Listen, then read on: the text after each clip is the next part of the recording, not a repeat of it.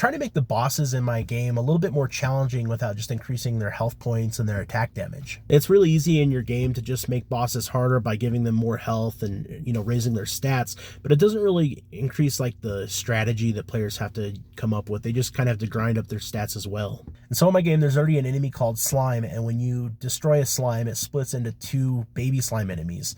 They're pretty much very easy to take out, but what they do is crowd the field with a bunch of smaller enemies, which means you need to have your attack speed up. And so one of the bosses I've introduced is called the Slime Queen. And as you're attacking the Slime Queen, every time you damage the Slime Queen, there's like a 25% chance that it will spawn one of these slime enemies in front of it.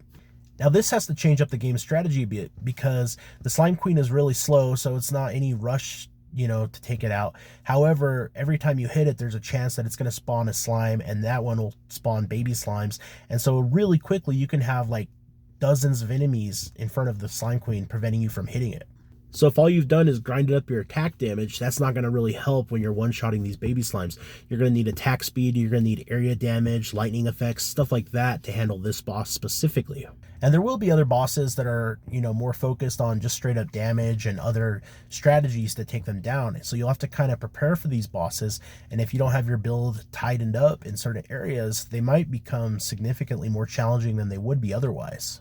Anyways, the game I'm developing is called Lone Tower. It's out on Steam if you want to check it out. But, I think it's really important that we don't just make our bosses harder by giving them more health. You should find unique, fun ways to make them challenging for players. And I think it's really exciting when you start to see bosses like this on the field.